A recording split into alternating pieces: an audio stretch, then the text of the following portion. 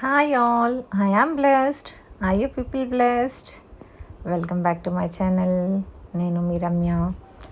ఈరోజైతే నేను బెండకాయ ఆలుగడ్డ ఫ్రై చేసిన. కొంచెం డిఫరెంట్ స్టైల్లో చేసిన. ఏంటంటే ఫస్ట్ కడాయి పెట్టుకొని ధనియాలు వేయించి కొంచెం కచ్చాపచ్చాగా దంచుకొని పక్కన పెట్టేసుకోవాలండి. ఆ తర్వాత శనగపిండి ఒక 2 to 3 స్పూన్స్ వేసుకున్నాను నేను.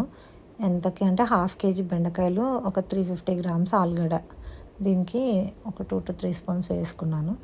అది లైట్గా వేయించుకొని, అది లైట్గా వేగిన తర్వాత కొంచెం కలర్ గోల్డెన్ బ్రౌన్లోకి కొంచెం చేంజ్ అయిన తర్వాత స్టవ్ ఆఫ్ చేసేసి, మనం కూరలో ఎంత కారం అయితే వేసుకుంటామో ఆ కారం వేసేసుకొని లైట్గా అది కూడా వేడి ఉన్నప్పుడే ఫ్రై చేసి తీసి పక్కన పెట్టేసుకోవాలి.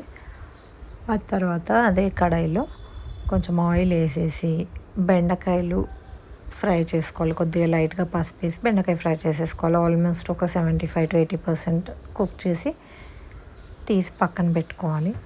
సేమ్ ఇంకా అదే ఆయిల్లో మీరు ఎంత ఆయిల్ తింటారో దాన్ని బట్టి ఆయిల్లో జీలకర్ర కొద్దిగా ఎక్కువ వేసుకోవాలా. జీలకర్ర వేసుకొని మనం దంచి పెట్టుకున్న అది ఉంది కదా ధనియాల పొడి, దాన్ని వేపాల. ఆ రెండు ఒక 2 to 3 minutes వేయించిన తర్వాత ఆలుగడ్డలు వేసుకోవాలి. పచ్చి ఆలుగడ్డలు వేసుకోవచ్చండి, దీంట్లో బాగుంటుంది పచ్చి ఆలుగడ్డలు. నేను ఉడకబెట్టిన ఆలుగడ్డలు వేయడం వల్ల కొంచెం కూర మొత్తం స్మాష్గా అయిపోయింది, అంటే ఇట్లా పేస్ట్ లాగా అయినట్టు అనిపించింది నాకు. కానీ టేస్ట్ మాత్రం చాలా బాగుంది. పచ్చి ఆలుగడ్డలు వేస్తే మేబీ అట్లా అవ్వదు. సో పచ్చి ఆలుగడ్డలు బాగుంటుంది, ట్రై చేయండి.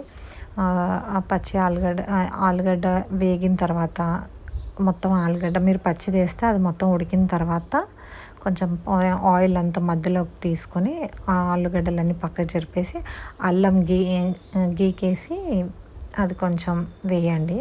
అల్లం ఆయిల్లో వేపేసుకున్న తర్వాత నార్మల్గా కలిపేసుకొని మళ్ళీ మనం ఏదైతే వేయించి పెట్టుకున్న బెండకాయలు ఉన్నాయో అది కూడా వేసేసి కలిపేసుకోవాలి.